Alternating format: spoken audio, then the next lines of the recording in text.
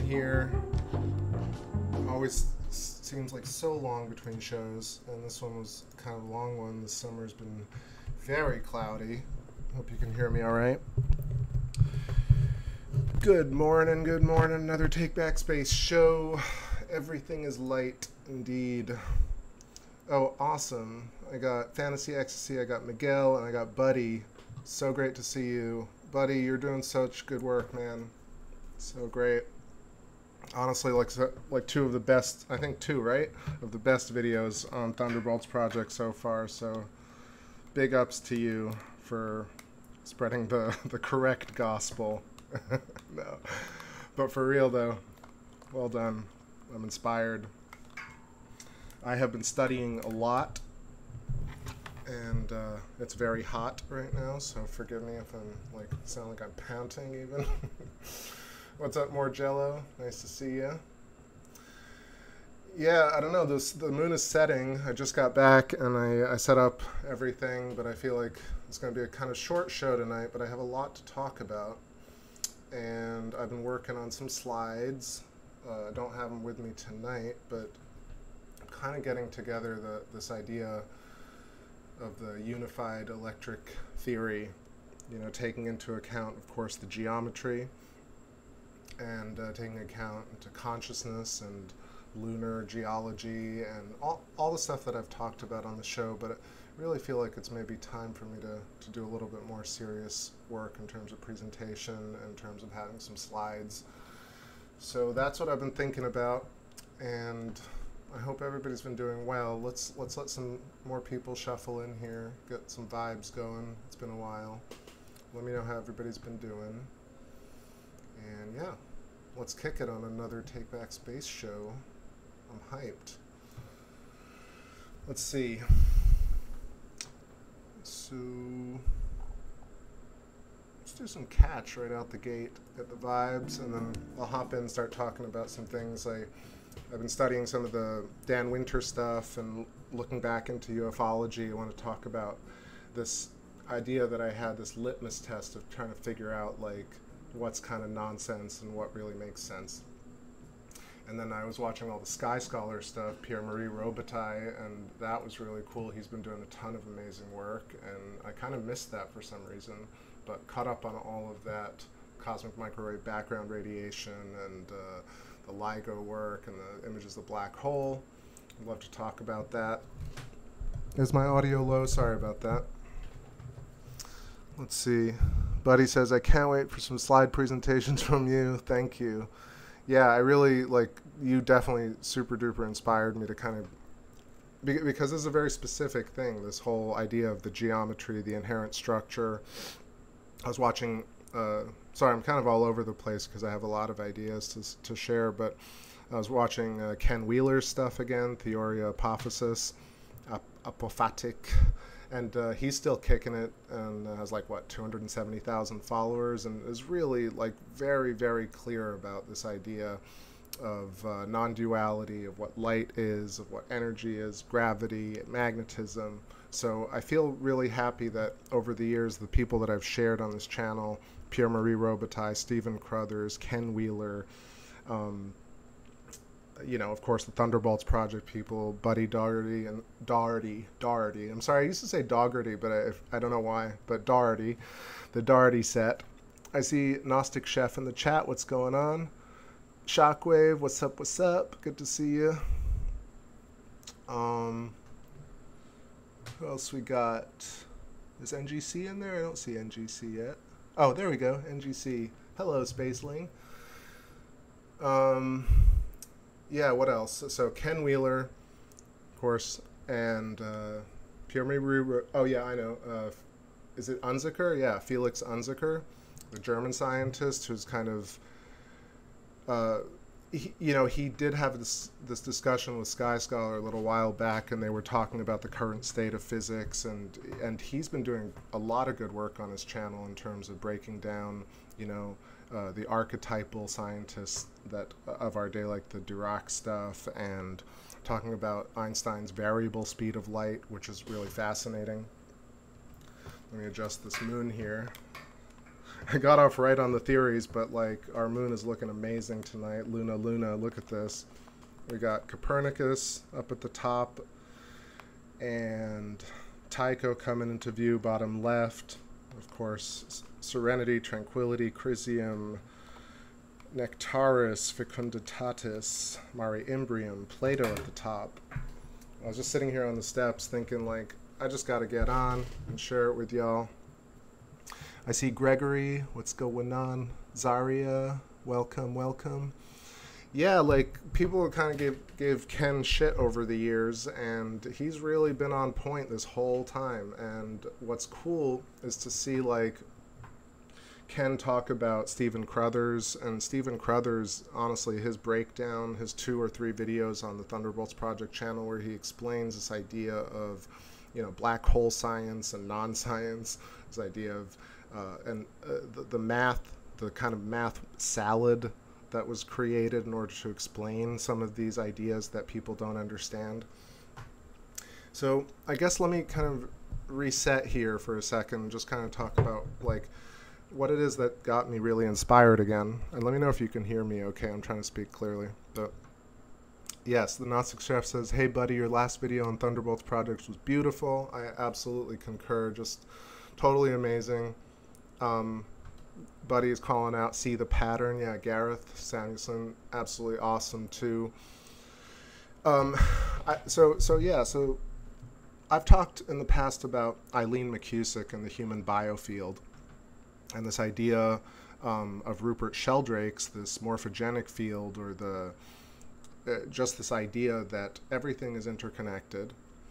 But not just that, this is how we actually perceive things. So the field is really this answer to so many different things.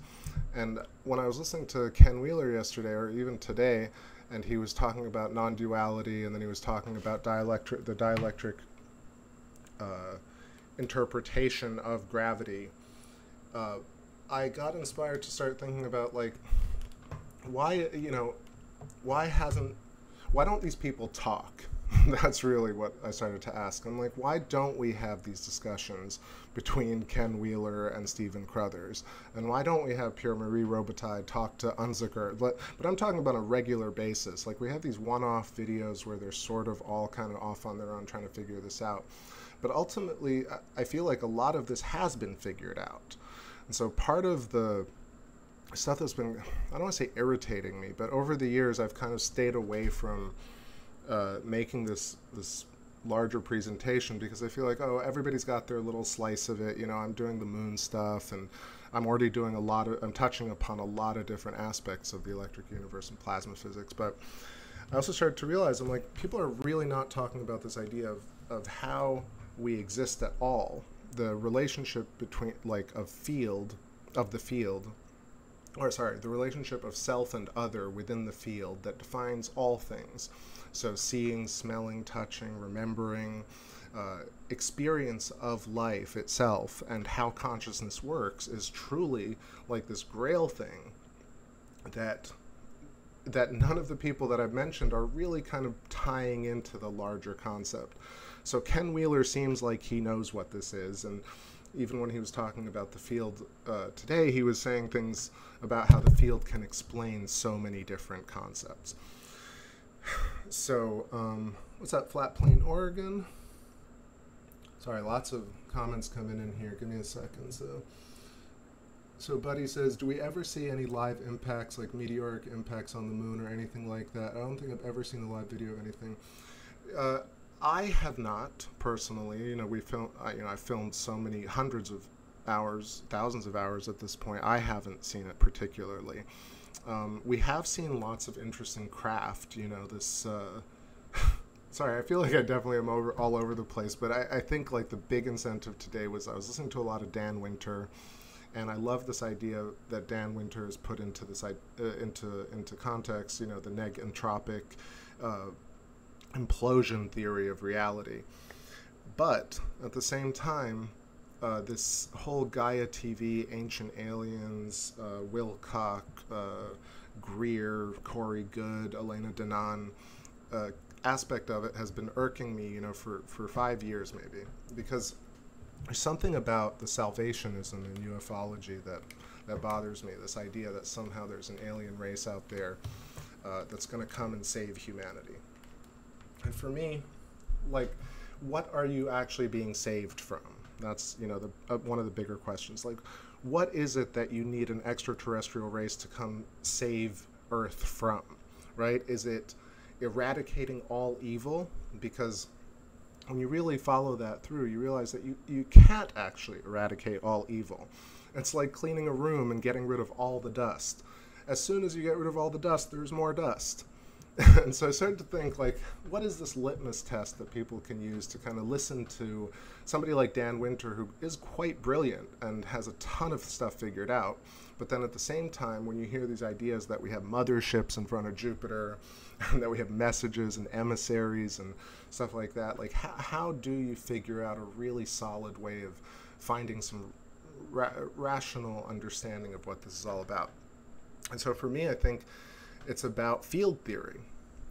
Ultimately, field theory and understanding how field actually enables consciousness to work. And the way I believe that works is that the humans and all entities have shells of plasma around their self, their source. And source against plasma bubble creates layers of consciousness that we continually experience. And so field ultimately ends up being an inextricable part of consciousness itself. And therefore, something like, if you're teleported onto a mothership and an extraterrestrial race doesn't mention things like this, doesn't mention that, for example, well, I'm saying a lot, I'm trying to say a lot of things at once. Let me slow down here for a second.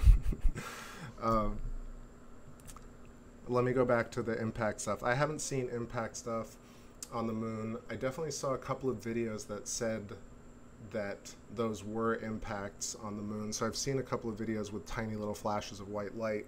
I think there were maybe 2 or 3 videos like that. And then, but what's interesting about those is that they're not really deciphered or discussed or presented in a way that seems like they were important events. You know what I mean? There's something, to me, it seems like it's very possible that micrometeorites hit the surface of the moon, and if you're at the right place and right time and looking at it, it's possible that you'll see a white flash. But to answer the question shortly, like, I haven't personally seen it, and the videos that I've seen don't really show me exactly what I think that would look like, but it's possible. Definitely possible. Let me get back here. So Gnostic Chef says, yeah, I'm not on board with that thought train. People need a hero. It takes too many calories to get involved. Let's see. Buddy says, I like Ken Wheeler, but unfortunately a lot of word salad, and he rarely mentions plasma. So there's a lot of word salads going on kind of in a lot of these different places. So I guess bear with me while I kind of gather all this, you know, because the theories are actually pretty straightforward, but there's so many different aspects of it. So Ken kind of dances around a lot of ideas because he ties in almost this cynical judgment of humanity into the manifold, where he's talking about these ideas. There's a lot of cultural inference and judgment of people, and not necessarily in a bad way, but it actually sullies and muddies up a lot of what he's saying. Not a lot, but for me it doesn't muddy it at all at this point. I'm just used to it, but I can imagine how it can kind of muddy up some of the concepts that he's trying to convey. That being said, though, more often than not, if I really dig into the channel, he's one of the few people that actually makes sense in terms of the broader spectrum of things. So, for example, let's talk about the UFO stuff for a second. It's very obvious to me at this point, and maybe I'm completely wrong. Of course, there's always room to be wrong. But it seems much more reasonable, much more rational, that UFO technology is something that is man-made. Just purely man-made technology. Now, could there be extraterrestrial off-Earth craft? There absolutely could be. This concept of it's very arrogant to assume that there are no other life forms in the universe. I've heard this many times, and to me, this is these kind of gatekeeping mechanisms.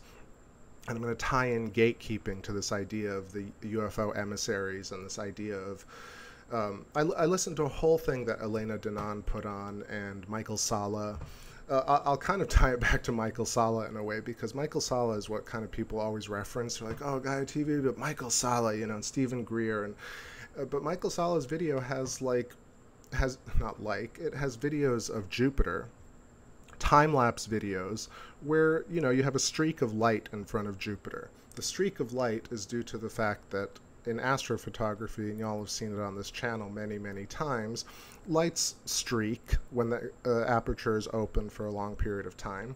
Lights streak if you take a series of photos, because, you know, the sky reference point, the oscillation is moving as we are moving, and therefore, if the camera's in one spot or tracking poorly, a series of shots will create a trail.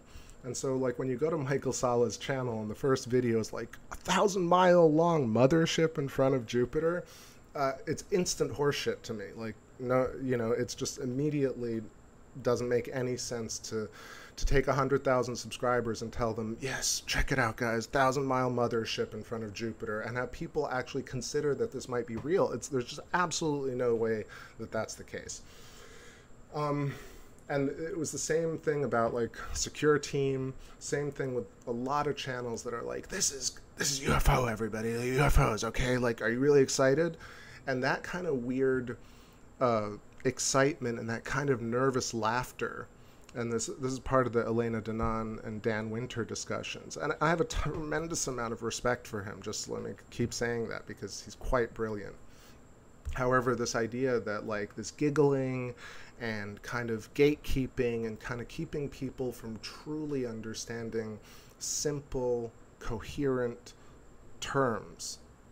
Partly the same thing with Ken Wheeler in a way, because of all the hyperbole and because of all the drama and the judgment of humanity, gets very sullied and complicated unnecessarily. Let me see. Derek Richards, what's going on? Duality is inherently physical. Our souls can unite with understanding what non-duality nature of consciousness means. There are no divisions in our true nature. I'm a little bit confused by the first sentence, but I get the gist of what you're saying, and that's truly what it is that it's two sides of the same coin. You can't know darkness without light, and you can't know pain without pleasure without pain. You can't know life without birth or death, dream, waking, etc. Everything is contrast. And contrast is not only just conceptual, but it's contrast of self and other. It is contrast of the stack of energetic toroids that creates our body, our chakra filament, or our system, and then that system's relation to our field. And our field contains all our potential and our memories as well that we interact with, so our previous layers. So self resonating with other are the two sides of the same coin. So there is, I mean, this idea that there's duality or non-duality, I think a lot of terms I've noticed the past couple of weeks as I was studying, a lot of just language is what kind of makes things more complicated than it needs to be. Like, especially even listening to a lot of the Felix Unziker stuff, where he's breaking down Dirac and Dickey and Einstein and larger, slightly more complex ideas than, you know, that involve math. When you really sit there and look at the words, you can actually discern what they are. It's not so far-fetched to the point where, like, it's over everybody's head, but it does take patience and really digging into everything they're saying.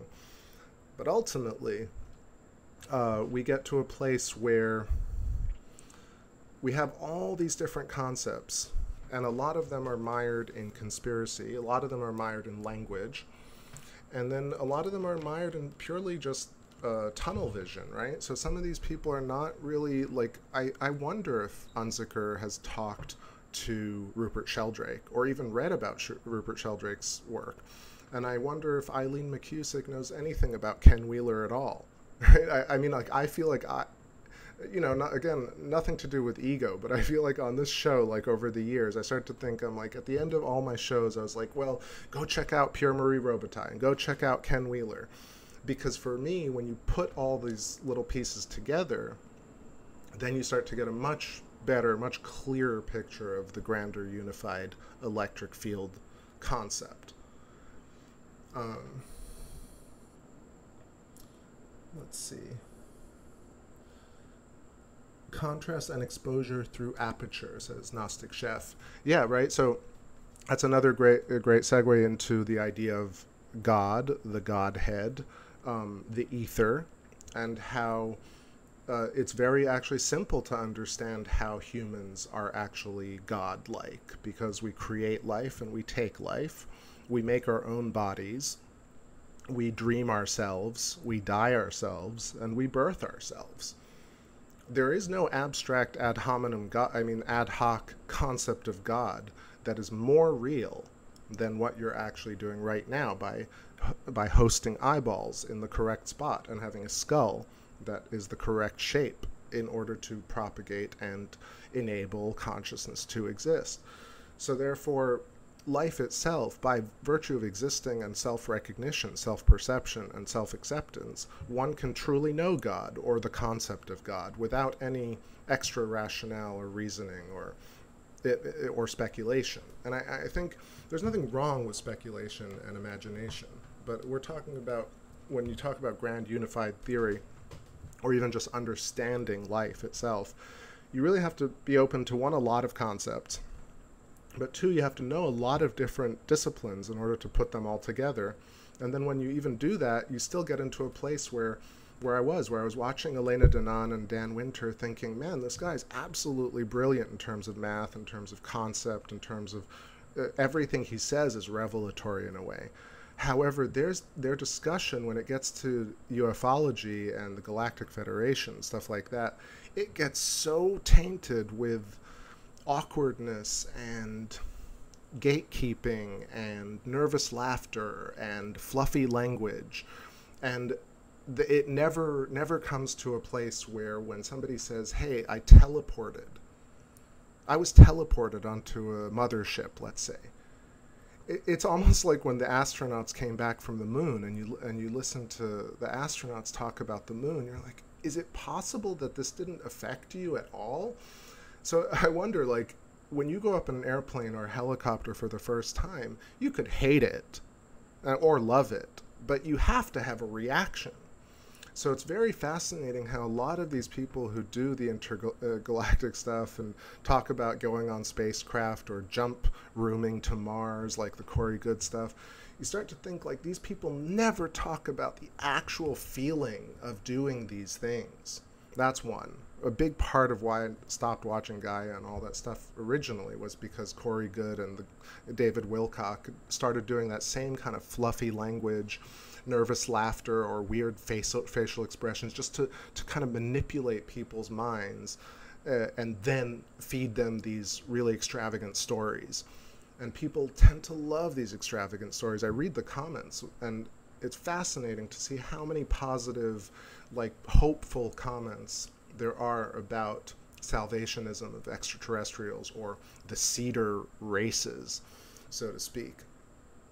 And I feel like why is that a necessary thing when we do have already the science, this concept of the field, and we have these wonderful, like, brilliant people, Ken Wheeler, Eileen McCusick, Rupert Sheldrake, Alan Watts. I mean, Alan Watts, I've said many, many times, has very coherently explained this idea of contrast, this idea of human aperture of God, the idea of dream, the idea of making your own body. And Alan Watts was talking, what, like 60, 70 years ago, and bringing in Hindu and Buddhist studies, but also he was a scientific man and brought in these brilliant, succinct ways of explaining the universe that anybody could understand. But it's great to also use his kind of, semi-scientific elucidations to verify, validate, and to support some of these more extreme, like, I don't want to say extreme theories, but this idea of memory, consciousness being in a human biofield, in the field around a human body. That's where we store our memories. That's how we experience life, by pinging and resonating and dismembering and remembering field modalities. This idea for a lot of people is an original concept. It's something that people have never heard before. And to tie it back into this litmus test of figuring out the alien stuff is, so first of all, like when people talk about these alien interactions, going on to spacecraft, talking to extraterrestrial beings, emissary type stuff, Galactic Federation, Prison Planet, Cedar races, you know, the gamut of ufology stuff. I feel like, number one, they never sound like they actually did the thing. They always they always seem like they don't have an actual human reaction to this profound thing of, one, being teleported, two, being on a spacecraft, and three, meeting an extraterrestrial being, whether or not they look like humans. So that's the first level. The second level is that if if I were an extraterrestrial race, the first thing I would tell a human is, like, consciousness is outside the body in a field. Field modality and electricity and dielectricity explain almost everything that is like a confused topic on Earth. Everything is light, because high energy light is hydrogen, and hydrogen is the premise for all life. And therefore, the entire structure of reality can be explained in a couple of sentences. So when you see and you hear these people talk about meeting extraterrestrials, you never hear this type of language. You never hear a simple explanation for why we exist. And we exist because we chose to exist. You know, the responsibility of humankind, of the self, to bring the self into consciousness, is self-responsibility. And this is why most people, I think, don't want to deal with it. Let me jump into the chat here for a moment. I know I'm talking a lot, but let me know if there are any thoughts, or if I'm speeding through stuff. I'm trying to get coherent, and I will repeat a lot of these things, but most of it was wanting to get on and talk about really listening to Dan Winter deeply, and also really considering the ufology, intergalactic or Galactic Federation stuff, and thinking, great, if it all exists, great, but how can we really tell? What are a couple of things that will help us really pose some questions to these people, or this idea, even not even to these people, but just in general, to the self, to really feel good about saying, you know what, it's fine if there are extraterrestrials, but much more likely UFOs are man-made and they're just hidden tech, and that every experience so far in terms of extraterrestrial has been human-based. And I think that's much more reasonable than not. I see Mistaken Mystery. What's going on? Welcome, welcome. Let's see, what did I see a bunch of comments. I'm sorry. Let me try and go up to the top. NGC says, "Wee, the helicopter." And I see Arum Vorax. It is that dope electric vibes. Not a lot of tunes tonight. A lot of just me chewing up some conversation, some monologue in here. But you know, it's stuff that I've said before, but I feel very empowered now, because I kind of spent the last couple of months really back in the thick of it in terms of being able to watch, you know, Ken Wheeler. For a long time, like, I stopped watching those channels like Theoria Apophysis or Eric Dollard, or even Thunderbolts Project. I kind of was just like, I'm not, you know, the content is few and far between. Of course, Buddy's videos are just absolutely amazing, amazing, amazing. But, you know, all due respect to Gareth and See the Pattern stuff and Rada and a couple of other people, it's great to, and Mel Atchison is doing some awesome, like, thoughtful work, but I feel like we're just scratching the surface, to be really honest, and to be kind of a little bit brutal about it. It's like, we have these people. Eileen McCusick has definitely understood the human biofield and how she can even sense it and feel it and work with it. And Rupert Sheldrake has figured out memory and human consciousness and telepathy and telekinesis and the morphogenic field, panspermia, information arising everywhere. You have Ken Wheeler figured out magnetism, dielectricity, light. You have Pierre-Marie Robitaille figured out how to dispel Kirchhoff's law, how to explain the cosmic microwave background radiation, how to explain black holes. You got Stephen Crothers and Unzicker, who can break apart all of Einstein's stuff and also standard physics and string theory and turn it on its head. You've got Alan Watts, who rounds up the philosophy and ethical, moral, historical, Buddhist Zen side of it. You have my channel. I mean, sorry to throw myself in this, but like we can look at the moon together and see hexagons and see lunar geology together without looking for aliens. Like, yeah, it would be great if we saw them, but really what's cool is that there are hexagons on the moon, right? Hexagons first, or rather moon first, right? Interaction with moon, the very existence of the moon at all, and then how to explain it, how it works, the hexagons, etc., etc., etc. And then finally, at the very end of it, maybe aliens, right? That's how I think about it. So, yo, what's going on, Peter Battle and Levins Lovato? Too much BS online. Yeah, I mean, there really is a ton of BS. I mean, I don't even want to get started with channels that are like the debunker channels or the flat earth stuff, because like that sullies things even further, because people are talking, you know, it's a real ego thing. It's a total ego trip. And, you know, look, I'm not unaware that people might listen to me and be like, oh, it's totally your freaking ego and why are you doing it? But for me, this is what excites me. I think you can hear it in my voice that this concept of a unified electric field that can explain human interaction, human experience, consciousness, basically you name it, the field and electric universe and plasma cosmology can touch upon these topics that we've spent our whole lives being fed a story about, and we can use these concepts to follow through and understand things.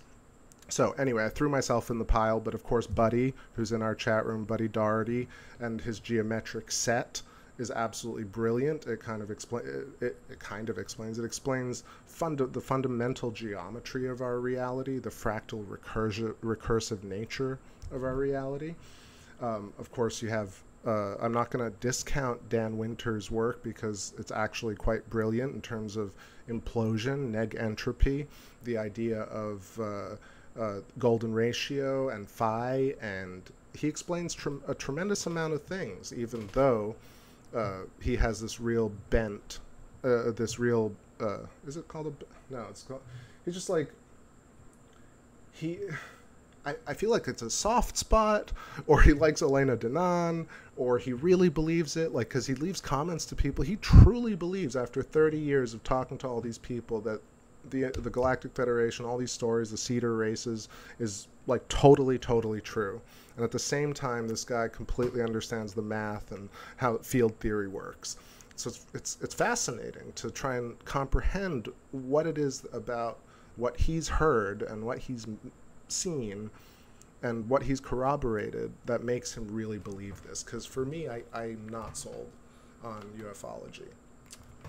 I mean, I'm saying that we have UFOs that are man-made, but UFOs and species from other galaxies and other civilizations, I just don't believe it at this point, because of the gatekeeping and the fluffy language and the nervous tics that people use when they describe this stuff, and or this kind of, I am from the data and you guys should feel this way because the grays have been eradicated from our solar system. And I say, people who give that kind of idea that somehow, if there were draconians, right, if there were reptile beings that were 7 feet tall with weaponry, and if there were small gray aliens that were 4.5 feet tall with weaponry, who were funded by agencies, you're telling me that there is a system out there that can actually eradicate them from our star system? This I mean, I'm almost annoyed by the language, because talk about arrogant, right? This idea that you can eradicate evil. You cannot eradicate evil. You can't eradicate ants or pests or bacteria, but you also can't eradicate what is the same thing, because evil is also in one way is the one side of the good, is one side of the larger picture. There's good and evil inextricably tied together. So one cannot eliminate the Greys and Draconians, if they happen to exist, entirely from any type of realm at all. And the idea that that's even something that's espoused makes absolutely no sense to me. It's like false hope. So that's a very specific nitpick about the Draconians and the Cedar races, because it implies concepts that have already existed over the years. Let's see.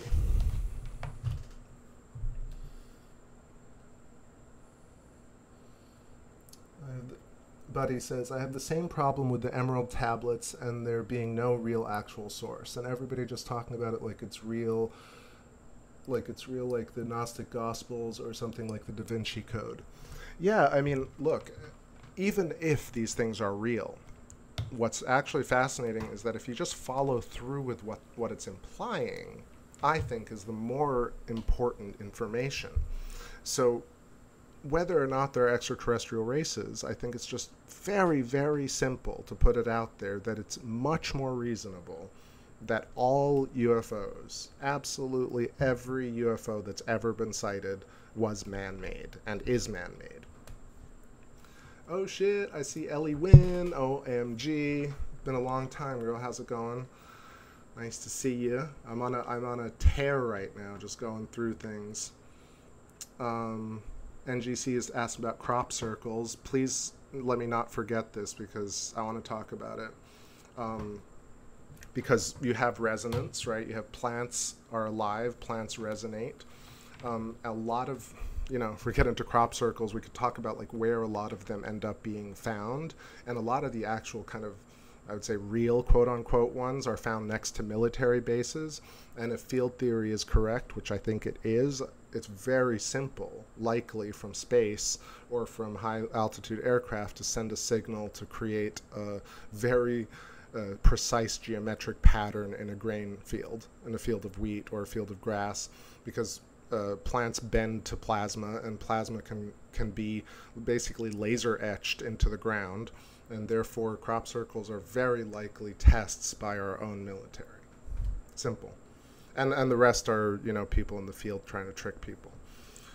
It's very unlikely to me that we wouldn't have an extraterrestrial race, if they so happen to exist, which they might, either abduct people or give people the ability to become emissaries or reveal themselves, but then they would give you new ideas. They would give you an original idea. They would tell you things that I'm telling you. They would tell you about field theory and consciousness. They would tell you about how the Hindus understood that there is no good without evil. There is no touching your own skin without the ability to get cut. There is no sound without silence. There's no light without dark. That's really it. It's inextricably tied. And this fundamental idea of self and other is never talked about in ufology. It's just never talked about. So you never hear these people who meet aliens ever talk about new ideas. What do they talk about? Politics, ego, salvationism, right? Or scary shit to make people really hyped and be like, whoa, what's going on, Could it have been ancient technology? Let's see. Effed up world, much love from Minnesota. Howdy, howdy. Esoteric Gold, I see you. Just got done with Heber, City Rodeo and Fair. Good times, good times. Hell yeah. I'm boiling here too, Ellie. It's super duper duper hot, but I feel it's coming to the end of not the end of it, but we're getting through the Florida summer. It's still better than being freezing cold up north. I am good. I've been studying a lot and, spending a lot of time with Mom, who's still pretty sick and kind of losing it a bit. That dementia sucks, sucks to get old. But she made it to 85 a couple of months ago, so that's wonderful. And taking a little breather this week to just sit on the beach. But I figured, you know what? while I'm doing that, let me catch up on all the conspiracy stuff and theory stuff. And I got back on YouTube for the past couple of weeks, maybe a week even. And I was like, all right, let's see what Ken Wheeler's talking about. And let's see what Eric Dollard is talking about. Let's see what Dan Winter is talking about. Let's see what... on and on and on. I not studied, but I just watched all the videos. I mean, of course, I think Sky Scholar and Pierre Marie Robitaille, in terms of science, pure unadulterated science, is like just killing it right now. Absolutely. Talking about like really putting people's toes to the fire in terms of the cosmic microwave background radiation and the idea that you can basically pull out artifacts from images and say, oh, that's a black hole. Oh, guys, look, that's a black hole. You know, that's not science, right? This is bias. This is confirmation bias in politics. It's really not science. So shout outs to Robitaille. Wheaton Lore says, what does it mean by alien exactly? Alien to what? Alien mode. You know, I mean, aliens, when I say aliens, you know, it's a catch-all term in a way. But yeah, NGC says not from Earth. Yeah, the idea that aliens are like not grown or born or you know, species that potentially came to Earth from another planet or another solar system, or a race that came to Earth ages ago and created mankind as we know it, or changed, let's say, a species into what we consider human consciousness now. Alien also very literally means, you know, anything other. So that word is quite loaded when people use it. Same thing with extraterrestrial, which just means off Earth or out of Earth. Levin says, so sorry about your mom. I moved my mom to my house. I feel safer this way. Yeah, I wish we could do that. She's just, you know, at this age, and her Parkinson's just not possible for any of the family to keep her at home, so she has to stay in a nursing home, which at least is very nice down in Florida, and thankfully we have the ability to visit all the time, which is also great, and not everybody has that, so I don't feel, you know, it is what it is. Let me just adjust this shot for a moment. I was going to play some music, but now I'm just talking and talking. Oh, our moon is about to set, but let's just keep Luna in view for a little bit longer. Let's see. What else am I missing here? We are all extraterrestrials when it comes to your mother. It's pretty funny.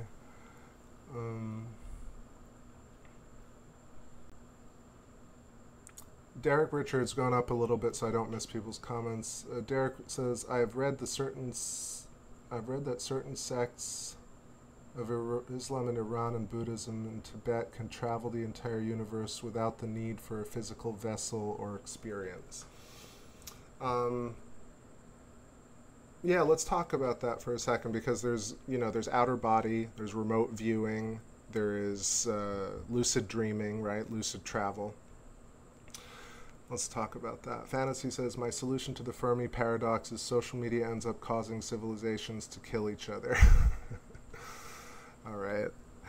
You know, look, there's a lot of this kind of catastrophism stuff, but ultimately, look, the world is already doing that, right? There is no ultimate point where things go haywire. Things already go haywire all the time, and things are also kept in equilibrium all the time as well.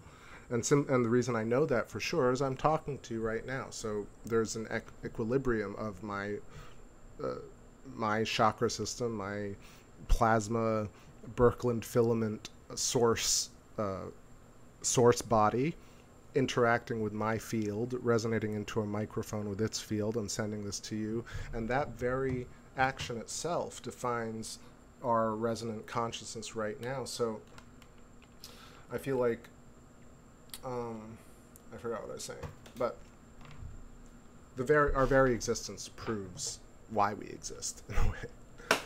Let's see.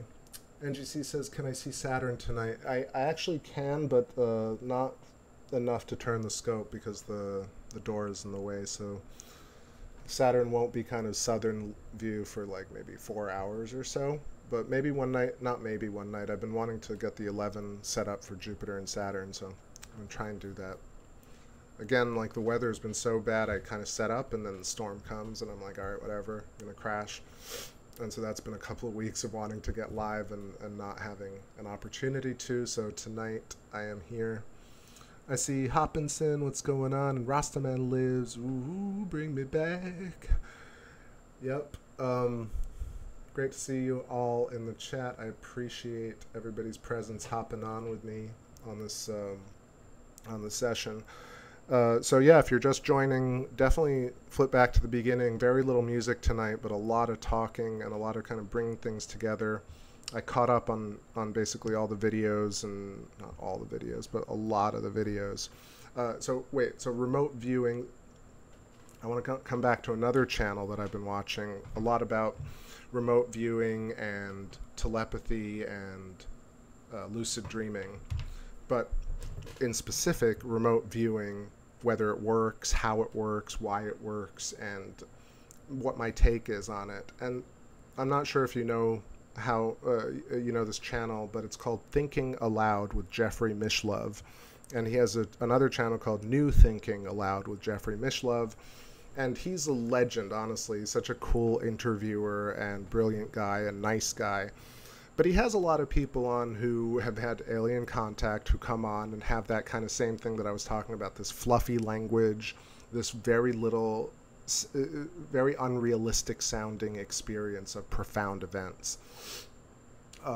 But Jeffrey also has brilliant people on. You know, he had McKenna on, and he had this guy who I've been watching talk about remote viewing.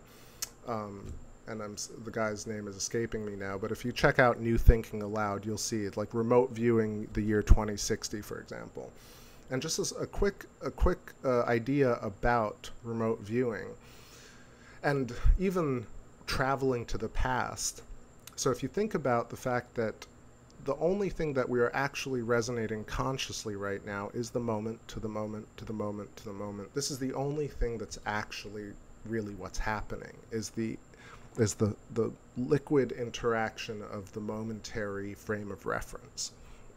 So this idea of potentially sending a signal from our field, or our self and other coherent field, to think about an idea or to visualize something that is happening in a future. So to view something that has not happened yet, one, or two, to view something that potentially is happening now simultaneously with our current reality. And I start to think that, like, the only way you can actually experience anything at all, if you take into account not only the dielectric field, but Dan Winter's idea of implosion theory and negentropy, the idea of self and other being resonant. So things are not experienced, and things don't even exist until they are experienced, is really what it's about. So things in the future don't actually exist yet. And things in the past, when you experience them now, are the now. They are not the past. They happen to be representations of echoes of the now. So the past is echoes of what you do. So right now I'm going to say something. Something just now is a memory. There's a thin layer of plasma around my body that says, I resonated the word something. And I'm telling you now about me saying that, and therefore I'm resonating with that layer and creating another layer that y'all heard, which is me talking about a memory. But the nowness of that moment is a new thing. It's not traveling into an old experience and changing the timeline. So therefore, it's almost another litmus test, or kind of way of looking at time travel and future remote viewing. So nothing in the future has actually happened until you experience it. And therefore, there is no such thing as remote viewing the year 2050, simply because there is no year 2050 until energy and plasma experiences and creates the year 2050, and therefore completely eliminates this idea. For me, at least. Look, some people love the idea of remote viewing, and some people love the idea of time travel. That's not going to change the romantic side of it. But talking about, like, turkeys, talking about, like, simple way of thinking about it, is that, yeah, like, the future hasn't existed yet, doesn't exist yet because you haven't manifested it. And you can't travel into the past because even considering the past right now is now. It's not the past. So, anyway, that's an idea about time travel and remote viewing. Let's see. Flat Earth Dude, what's going on? I see you up there. Yo, yo. Gnostic Chef, and said, the energy you spend in the weekend will be much harder on your bone. Let's see.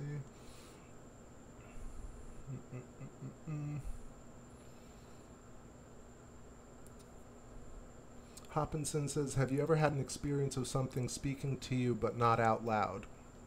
Well, let's talk about that. So, channeling, right?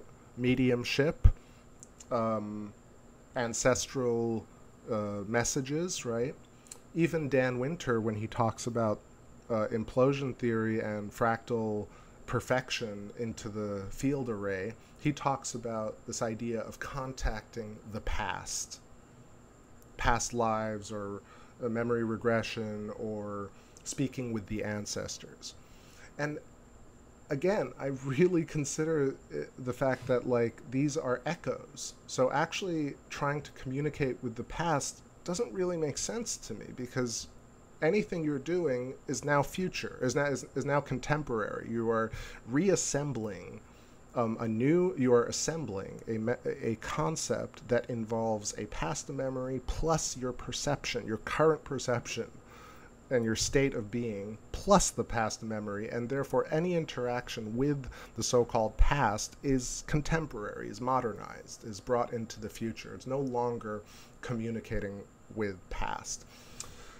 So that's one idea in terms of speaking to ancestors. In terms of speaking and hearing voices, a lot of people hear this, and I'm not saying that I've never heard an imaginary voice. Of course I have.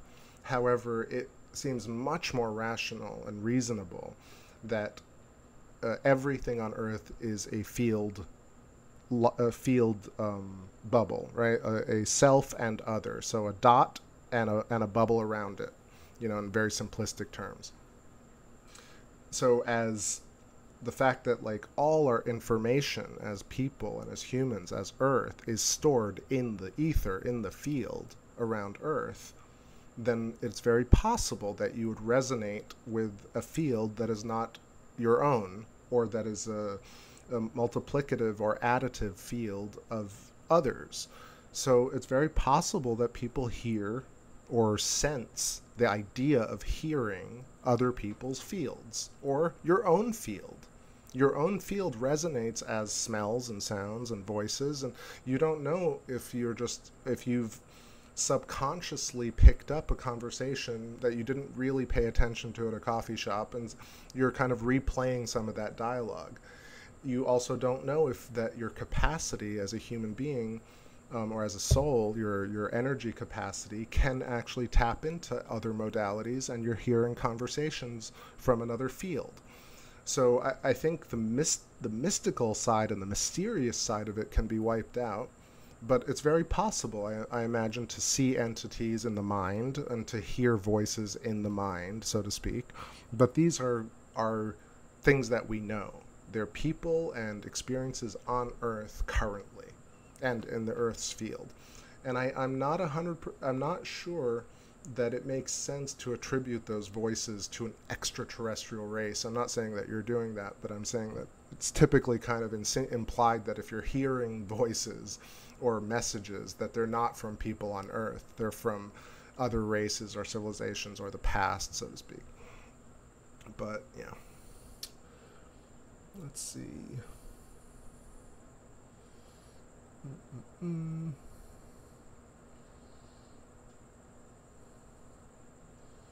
Good deal. So everyone's talking with one another, and I'm just rambling. I love it. Sweaty filaments. So, yeah, I don't know. The moon is gone, but I still have a few things to say, but I also need a drink. So let me get a drink, play a song here. Play a song. put on a song, and I'll be back in a couple of minutes, okay?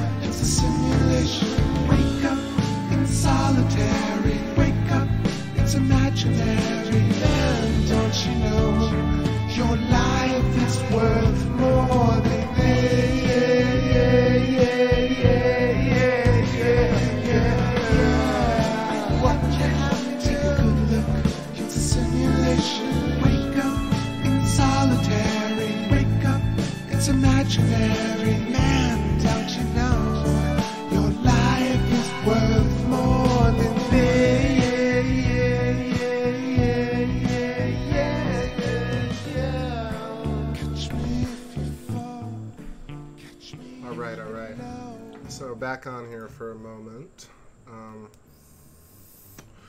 Take a little hit and we go. Yeah, sorry to interrupt the tune, but I'm just going to keep going with some stream of consciousness ideas here. Just put us up in a little bit of the star field. I'm going to let it drift. Not much to really see. It's kind of hazy, and the moon has already set. But let's just see. Let me know if you have any comments or any questions that I can kind of riff off of. What else can we talk about? So I really love the idea of thinking about how we project into our field as human beings, right? As entities, and how the idea of our membrane, our brain, has its own brain, its own field, like a toroidal energy field that exists around our head, above our head, around our throat, around our heart, stomach. And each of these brains, each of these chakra energetic toroidal plasma knots are resonating, sympathetically resonating and oscillating in a way that comprehends but also creates new layers of etheric reality. And how you stack and create additive, multiplicative layers of the human bioshell, biofield. And this is truly the way we perceive and are conscious, this resonance between self and other being our field. and a larger recursive fractal scale, self and other being the relationship between all things, right? Between seed and the flesh of the apple, the relationship between matter and non-matter and counter space. So it's a beautiful harmony and equilibrium of understanding not only self and our place in the system, but also how the system itself actually operates and how consciousness really works. Oh, I guess door slam. Random ghost.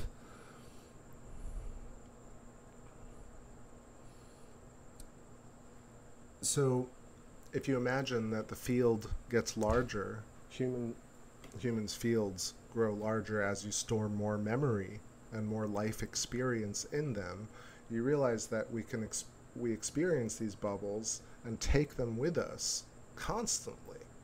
This is how every tiny unit of energy has not only its own gravity, but its own field, its own oscillation, and it is self-aware. Absolutely every tiny unit of our reality is aware of itself, is self-aware and also self-assembling.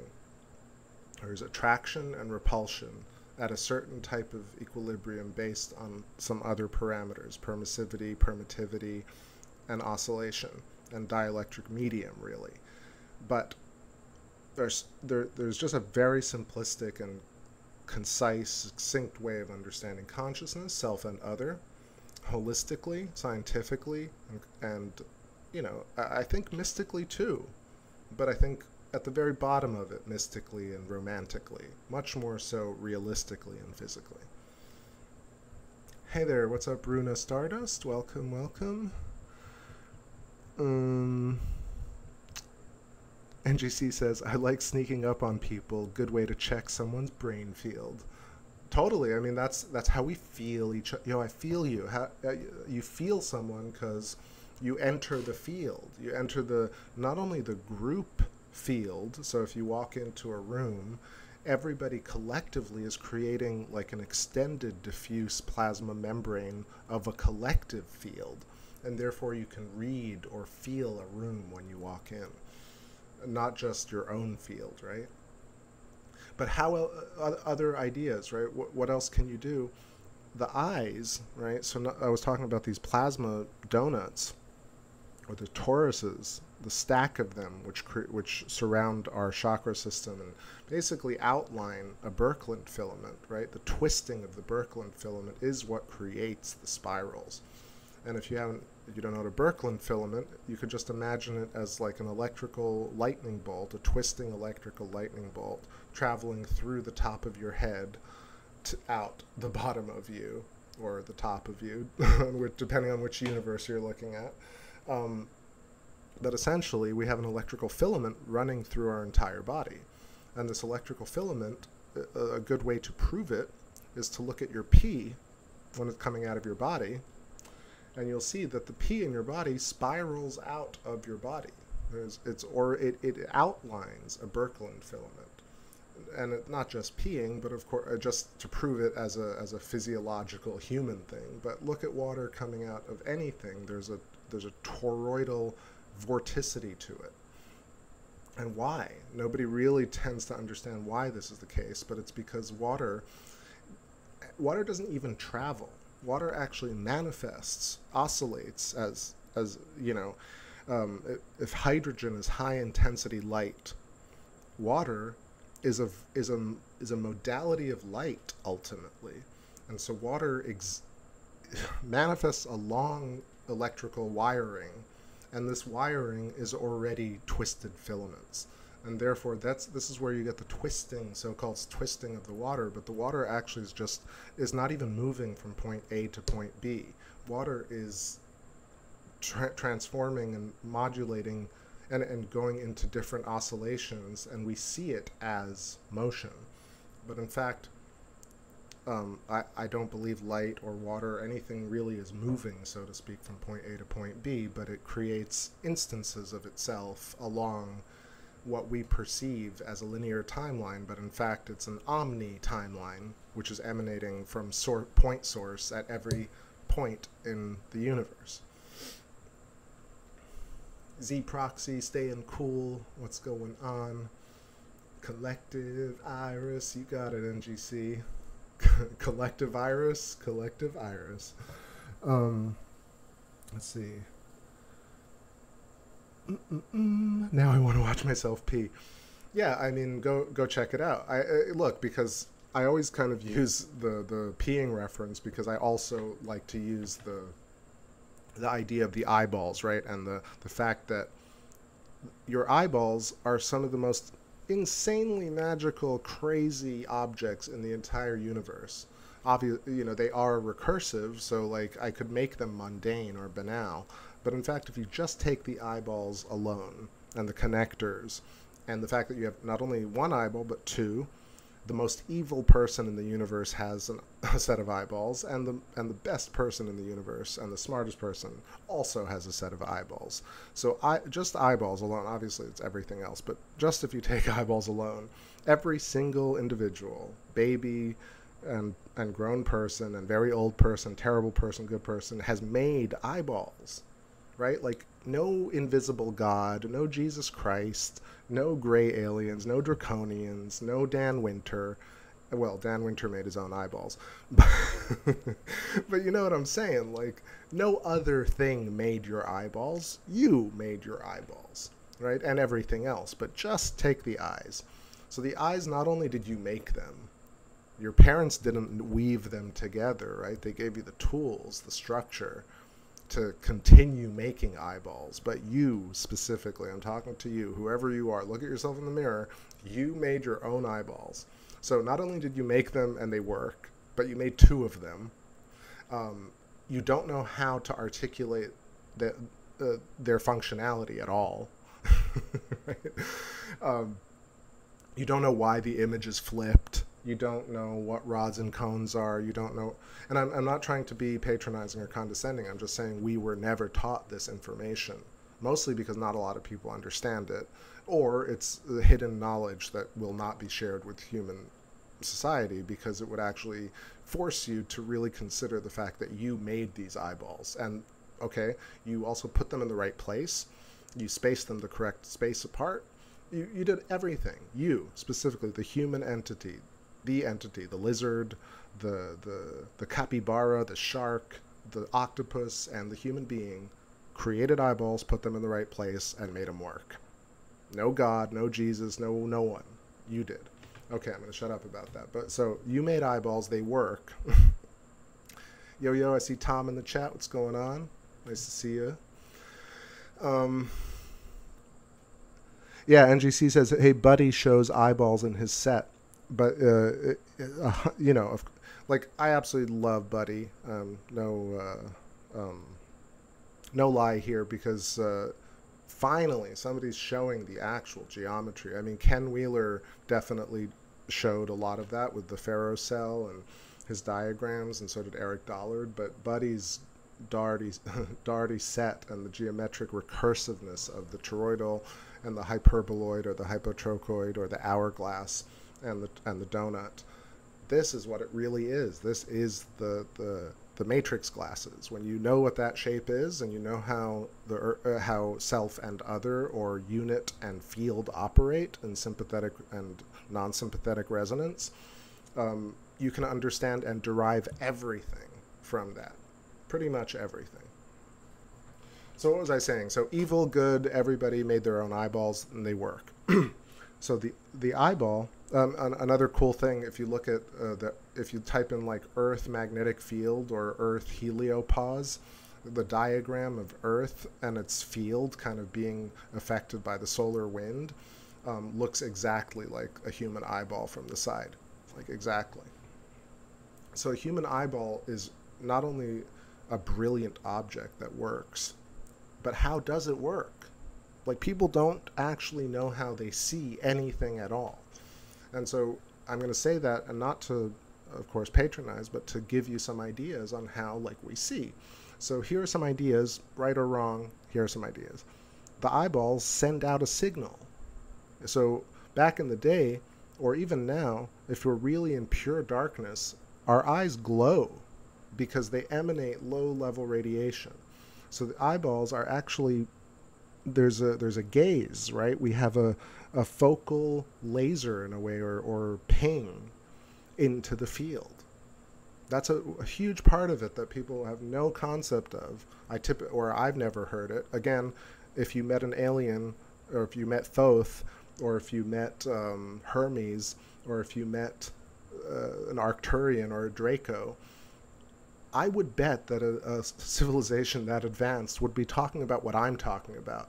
Not talking about saving us from a government, or saving us from poverty, or saving us from cancer. No, how you actually created and use your own eyeballs in the field. That's just my take on it. But anyway, let's finish up. So eyeballs send out a signal into the field, and we reconstitute an image from sympathetically resonating with field memory using our eyes. Of course, the same thing with the ears and the nose, and our ears are sending out a ping into the field.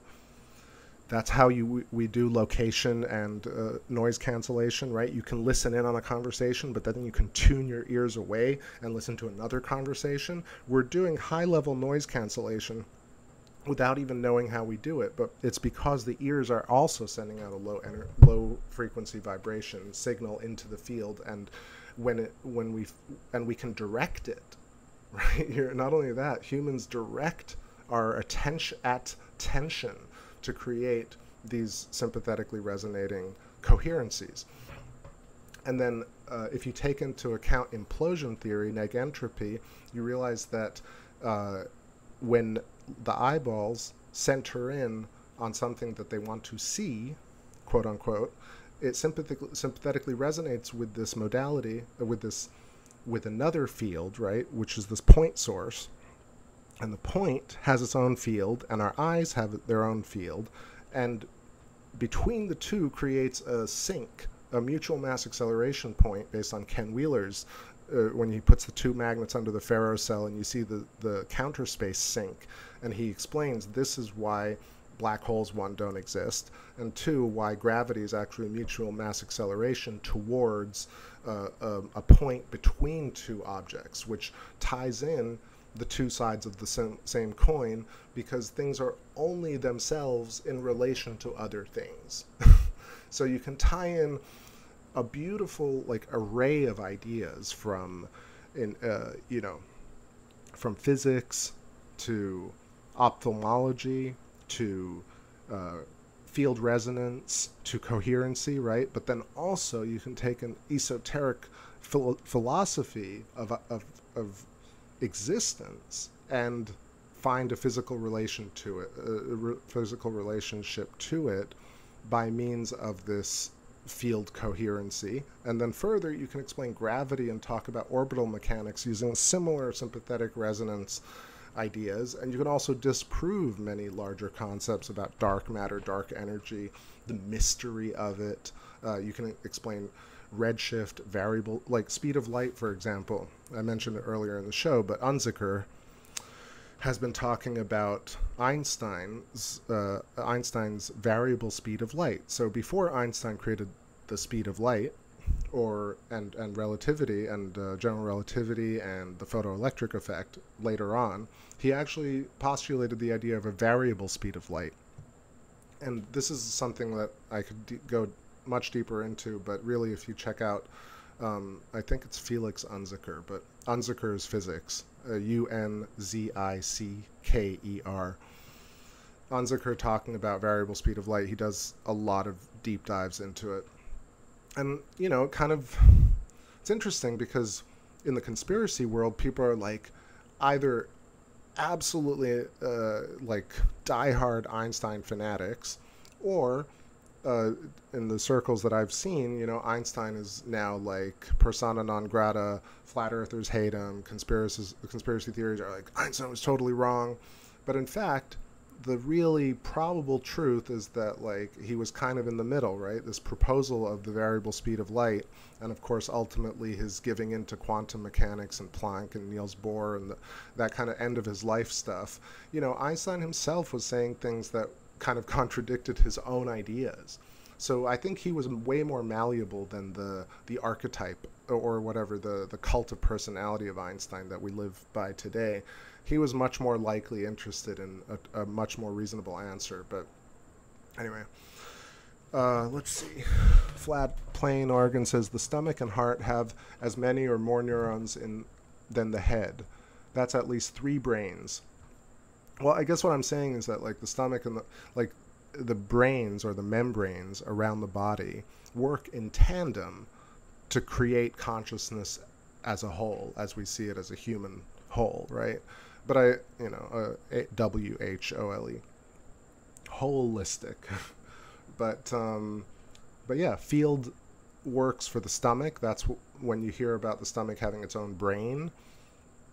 It's not that the stomach controls the body with this brain.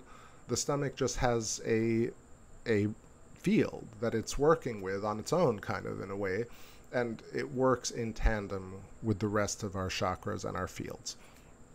So that's why, like, sometimes the language also always makes us feel, oh, I'm governed by, I'm a left brain person, a right brain person, or did you know the stomach, the gut has a brain, and that controls us, or the pelvis, or whatever. People are controlled by this or controlled by. I don't think it's that. I think that's an extremist kind of, just pumps people up to thinking, oh, I'm out of control, therefore I need more control. But in fact, it's a great balance of everything that makes the unified idea of consciousness really work. That the stomach has a brain, but also the brain has a brain, and the eyes have brains. And I know I could say blah, blah, blah has brains and that has brains, but in fact, the recursive nature of self and other, unit and field, actually makes sense at every scale, and that's what can answer the much more complex questions. Let's see. NGC says, Thoth lives in my backyard. He's a bird. I take it a raven, maybe? Or a mockingbird? Thoth and thought, I imagine, lives in all of us, or so to speak, but resonates in all of us. Let's see, Flatplane says the magnetic bubble is what people call the 6th sense, but it is the first sense. You can get strong impressions and judgments when bubbles interact. Very simply put. I mean, that makes a lot of... That's kind of what I've been saying, really. Like, this channel was all about, like, taking a lot of that kind of hyperbolic, scary language, spooky language, and making it kind of, not palatable, but breaking it down and saying, you know what, it's way more reasonable that we made our bodies, not, a spooky god. And UFOs are made by mankind and not spooky aliens, right? And interactions where people have, who meet extraterrestrials that are spooky and that are gate-kept from everyone else on Earth is spooky language and not real interaction. Or at least not interaction that we can prove one way or another. And to kind of get into that just a little bit, I think it's about respect, right? Would an extraterrestrial race really gatekeep information if they started making contact with people? So, very specifically, the Elena Danaan video that I was watching, it kind of goes back to 10 years ago when Stephen Greer was doing his desert sessions. Hey, Wild Vicky, what's going on? Great to see you. Long time. Like Stephen Greer 10, 12 years ago, it's like, come see and let's contact our alien brothers and sisters, and if we wait long enough, we'll see craft. And those craft, if you're open-minded, will glow. And I start to think, I'm like, that's just this really insignificant morsel of hope when you really put context to it. And I know because I was seduced by it 12 years ago as well. I used to watch Stephen Greer thinking like, oh, it's so close. Disclosure is so close. Eventually they can't hide it. They, the proverbial they, can't hide it anymore. Okay, then you think about it and then you're like, wait, the military has had UFOs for 100 years, maybe more. it's so much more realistic, like rational to think about it like that. That James Clerk Maxwell, Charles Proteus Steinmetz, Nikola Tesla, and early pioneers of electrogravitic ideas pioneered, what we consider like an omnidirectional torus flying saucer UFO.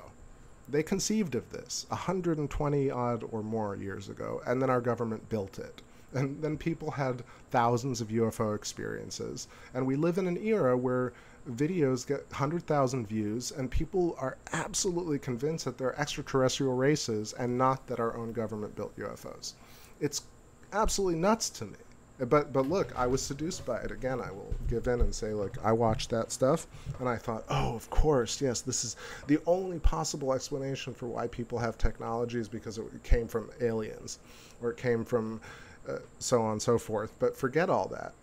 Much more reasonable and much more profound is that humans are actually capable of building UFOs, because the phenomenon is absolutely real. I mean, I've seen them. We've taken a film of them. Everyone's had a UFO experience. However, much more rational that it's man-made. I would say almost 100%. Because think about it. If you actually had the technology, again, same thing about what an alien would say to you, or a Draconian, or an Arcturian, or any of the Galactic Federation. If you met somebody from the Galactic Federation and they didn't tell you how consciousness worked, I wouldn't believe them. I would think it was a hoax. Like, to be really honest, like, I'm not a hoaxer. I don't say things like, that's fake and that's a hoax. But think about it like this. An advanced civilization that mastered space travel, if they bothered to talk to a regular person, would tell you profound revelatory shit, like how consciousness works, how memory works, if time travel works and how it actually works, how teleportation works and how you feel. Like real stuff, like where the moon is from, why craters are hexagonal and not circular. Like, aliens would tell you important, interesting shit. They just would. I see Marky Rizzo. What's going on, old bud? Long time. Let's see. So yeah, extraterrestrials would be way more honest and way more upfront, I imagine. And they would also give you original new ideas. If you listen to all the UFO stuff, pretty much across the board, it's stuff that you've heard in Star Wars and Star Trek. Pretty much. It's technology that's boring. It's ideas, it's concepts that are purely fluff and not real. And I'll give you a good way to kind of judge like what a master would do if they knew answers to things. Go listen to Pierre-Marie Robitaille on Sky Scholar. Listen to Stephen Crothers, who has a sense of humor, who does poke fun. Listen to Halton Arp, Chip Arp, talk about redshift. Listen to Don Scott.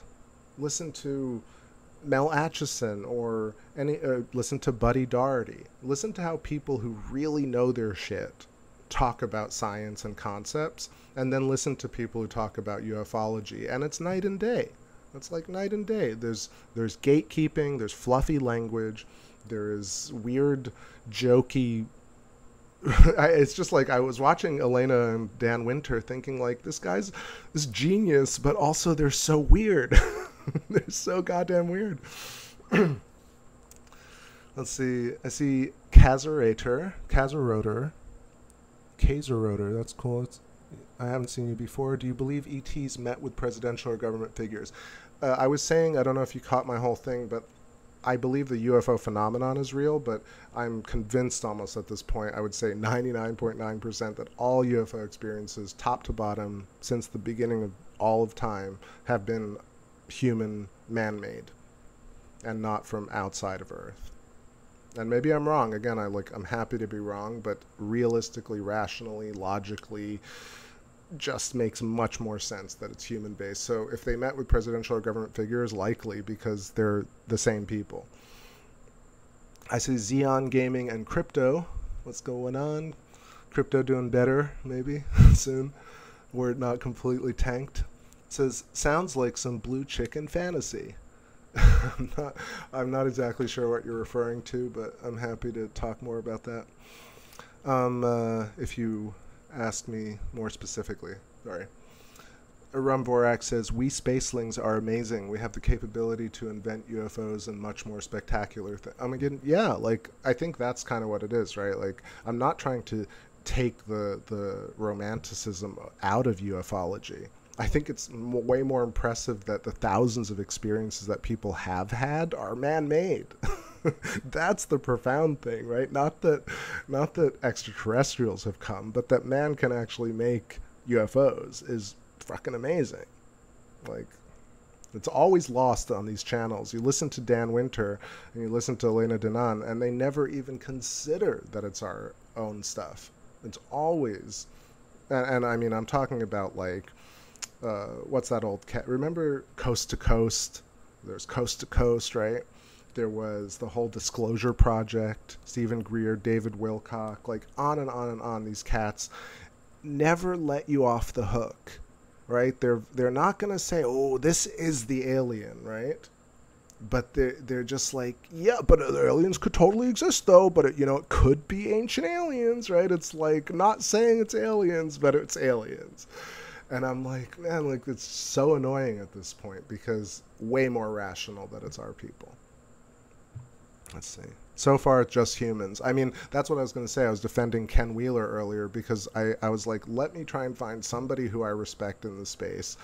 In terms of science, in terms of logic, like, we might not agree on everything. Definitely don't agree with him on a lot of ideas. But in terms of science, when you listen to Ken Wheeler, he's like, it's man-made shit. Likely 90%, he said, what, 80% of it is man-made, maybe 20% of it is actually extraterrestrial. I think it's 100% man-made. I'm just going to say it because I, honestly, this is the only way more rational. It's way more rational.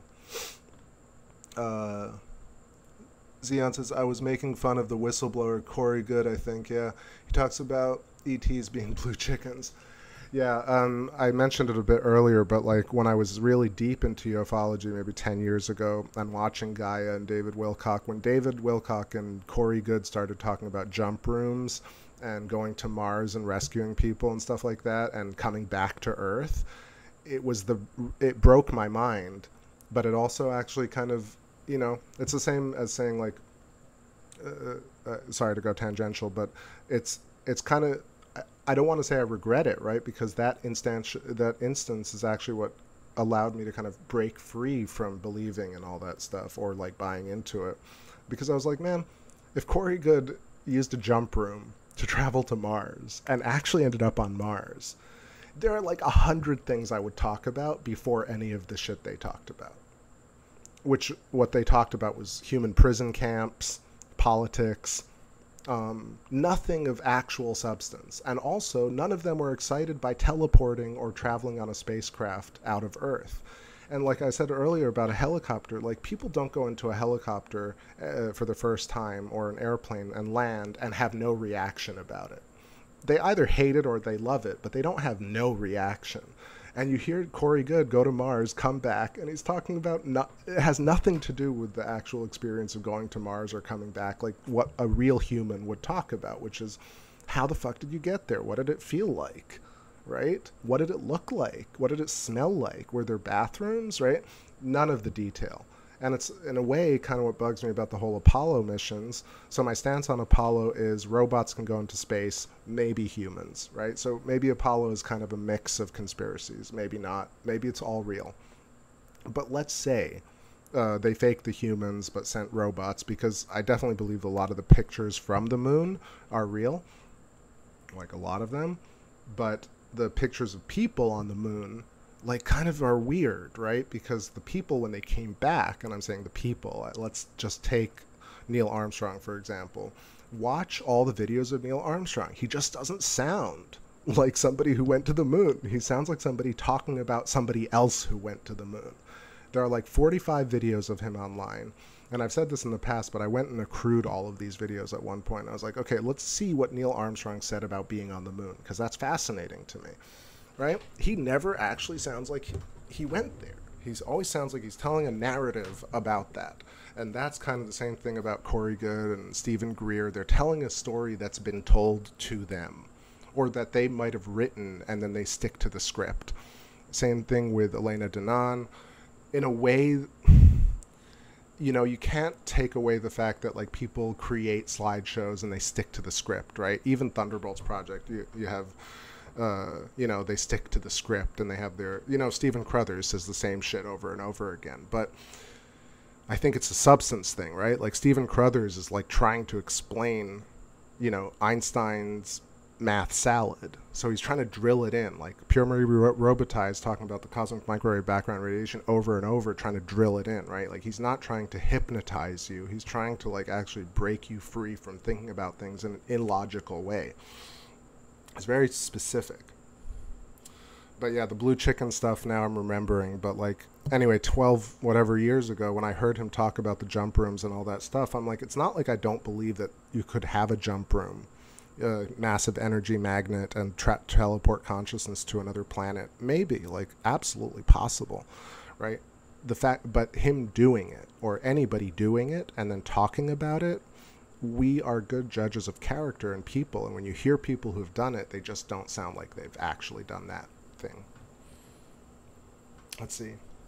Kazaroder says, what about galactic beings? Shit lives deep in the depths of the ocean. What if there's entities where the infinite blackness of space is their natural environment? So this is kind of the whole show tonight. You know, like, of course I talk about plasma and electricity and everything, but it was really about ufology because I love it, but I really think it's humans.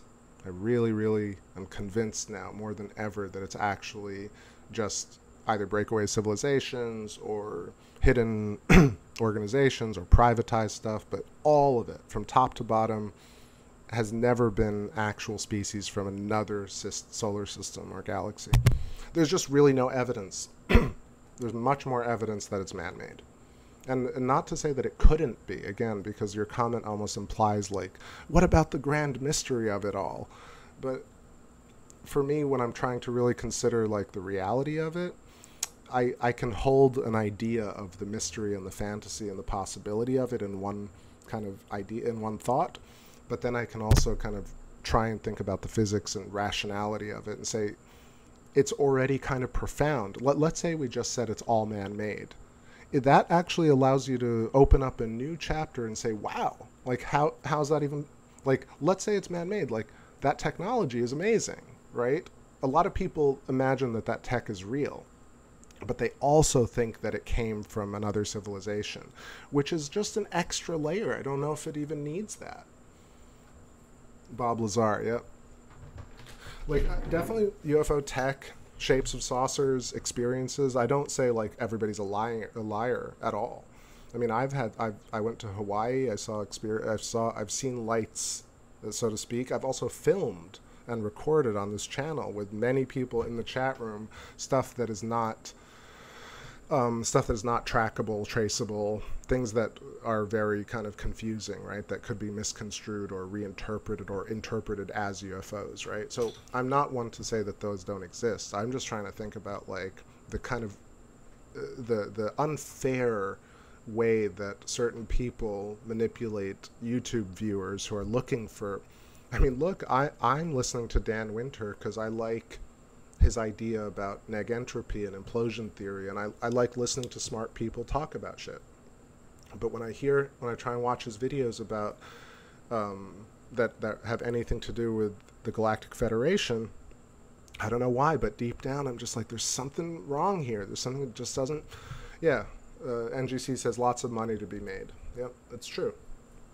But really, 20,000-30,000 views on YouTube is money. I guess it's cult of personality, right? It's like getting people to buy into this gets you on this page where you can just say stuff like it and people will buy into it. But look, anybody could accuse me of the same thing. They're like, you're being just against everything just so that your ego can have it and people can listen to you. But like, I don't care, really. Like, I don't get on here provide false hope. Like, I think things are awesome because they just are, like, there's not false positivity. Like, there is the fact that we made our own bodies and eyeballs, that mankind can make UFOs, that we have a moon, that we can dream. All the things that we can already do are profoundly amazing in and of themselves. They don't need a galactic federation, and we don't need alien bases on the moon, and we don't need emissaries from whatever to kill the draconians for us, because we already can make eyeballs and grow people and make food, and you know what I mean? Like, there's already a layer of magnificence and magnitude to the human experience that doesn't need extra in order to be sexy. It just doesn't. Like an apparition, he had me crying out, fuck me, it's gotta be deadhead chemistry. Wait, I'm missing that.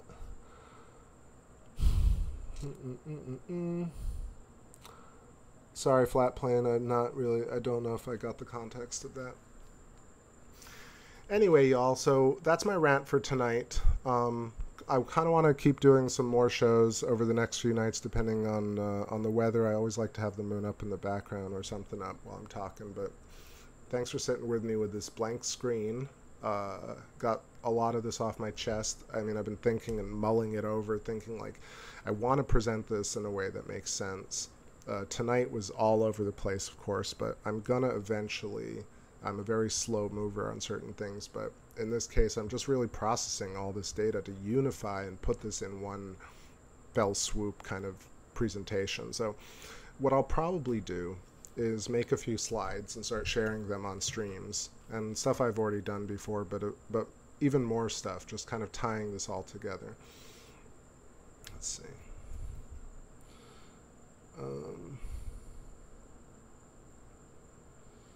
Kazerator, cool stuff. Didn't I send UFO footage to Secure Team at one point?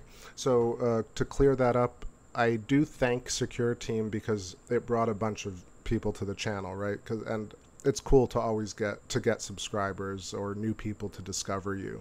However, in all honesty, you know what, take it or leave it, of course, but I never actually sent the videos to Tyler.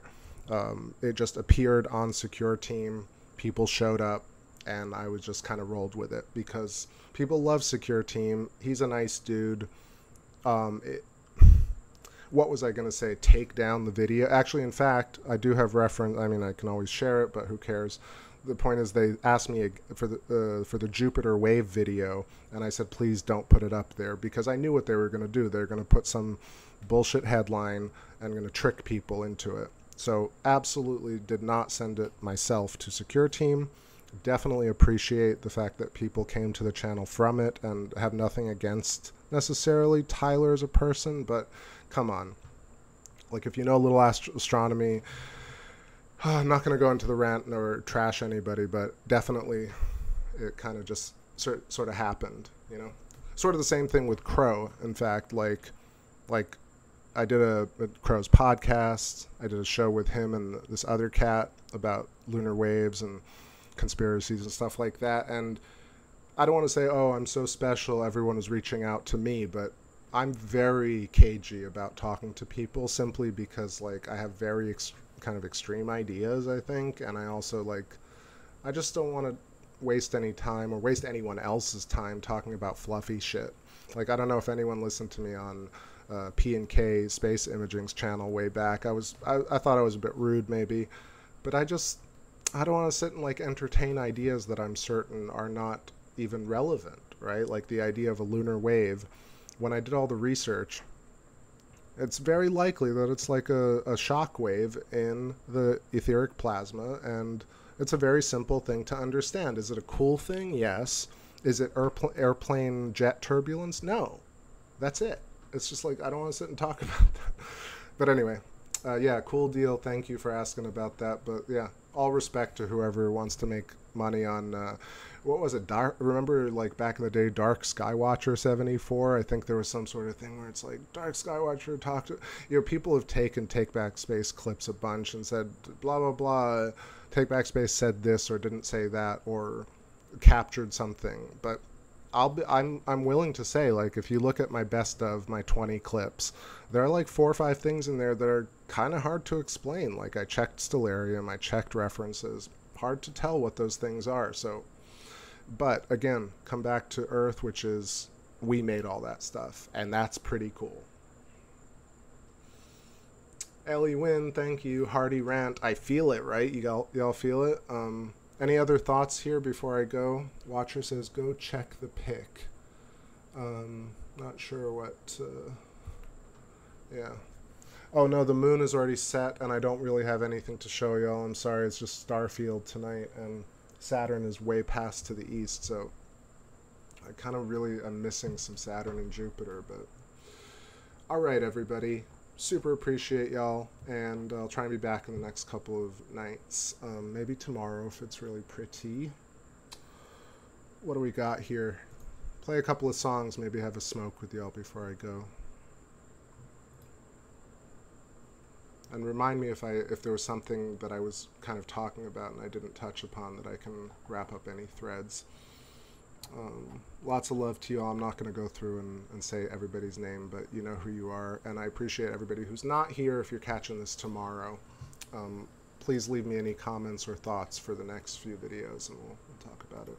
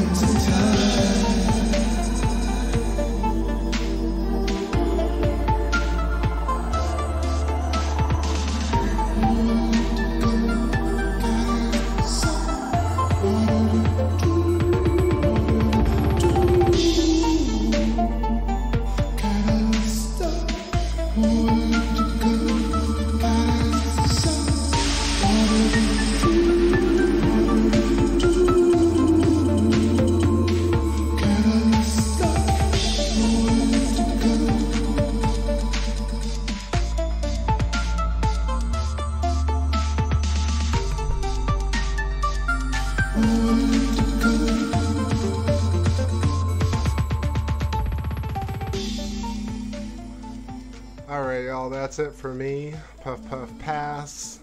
1:56 a.m. I'm gonna call it. Yeah, I tried to find us some stars up here. I think this is what is it? Is it like, it's definitely not Arcturus. Could be Arcturus, but I don't think it is. It's probably an unnamed star. But anyway, really appreciate you all. This is your captain signing off for the night. The baby made itself. Let me talk about babies next time. But anyway, remember you made your own eyeballs, right? Look at yourself in the mirror, and then also pee, and look at the the pee spiraling out of our system in a spiral. Or look at just water spiraling and try and imagine how like water really spirals and why. And also your eyeballs. All right, everybody. Have a wonderful day tomorrow. And I will catch y'all on the next stream.